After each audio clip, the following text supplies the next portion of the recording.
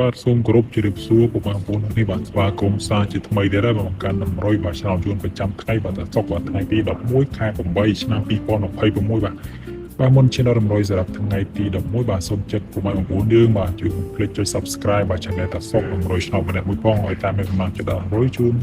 ពុកម៉ែបងប្អូនយើងបាទសូមស្នើរាល់ថ្ងៃដំណងបាទសម្រាប់ឆ្នាំយួនម៉ោង4កន្លះបាទមីងងប់បាទតាឲ្យកៅអូបាទចូលបានកៅ6ប៉ុអែនដែរហើយ3លេខតាឲ្យ109វាមក191បាទរៀងឆ្ងាយដែរបាទហើយបោះខេ149បោះឆ្ងាយដែរបាទទីទៅឆ្នោតយួនមីងមកម៉ោង4កន្លះហ្នឹងអត់ចូលទេបាទតម្រុយតាតែតាឲ្យ37វាមក38 83មក9389ឆ្ងាយដែរបាទ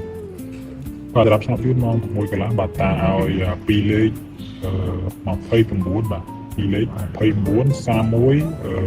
83 37ហើយអូកៅបាទអត់ចូលទេតែតាឲ្យអូកៅចូលបាន92 97ហើយនិង95ដើម្បីបោះតែម្ដងបាទហើយ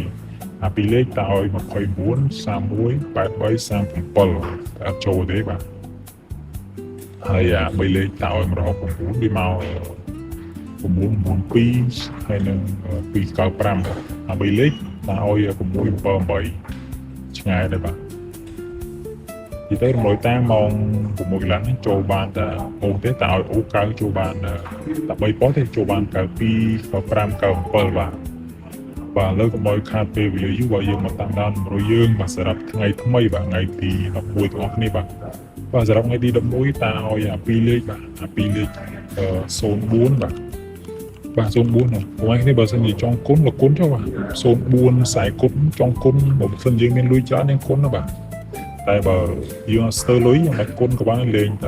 ត្រង់នេះទៅធម្មតាទៅអីទេហ្នឹងហើយ2លេខទៀតតាឲ្យ92បាទ92នេះអាសាចេញមកព្រោះនេះបាទ92ឆ្នោតយួនមក92តម្រុយតាអាសាចេញម៉ោងពីច្រើនម៉ោង4ម៉ោង6បើម៉ោង4អាសាចេញ92នេះបាទហើយ2លេខទៀតតាឲ្យបាទ39បាទ39នេះបើយើងគុណវាបាន39 93ចឹងណាយើងគុណត្រឡប់ទៅវិញមកទៅអីទេបាទហើយ2លេខទៀតតាឲ្យ84បាទ84គុណទៅ84 48គុណ2ប៉ុស្តិ៍ចូលគ្នាទៅបាទហើយសម្រាប់3លេខតាឲ្យ620បាទ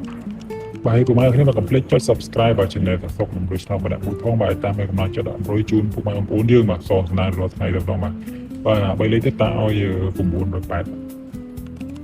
សម្រាប់លេខអូតាឲ្យអូ80បាទលេខអូបាទហើយពុកម៉ែគ្នាមកកុំភ្លេចចុច Subscribe បាទ Channel តាសុក100ឆ្នាំម្នាក់មួយផងបាទតាមកម្លាំងចិត្តដល់100ជូនពុកម៉ែបងប្អូនយើងបាទសងស្នារាល់ថ្ងៃដល់បាទពីចុងក្រោយសូមអរគុណពុកម៉ែបងប្អូនអរគ្នាបាទជួបពរហេស្នាល្អគ្រប់គ្នាតែម្ដងបាទ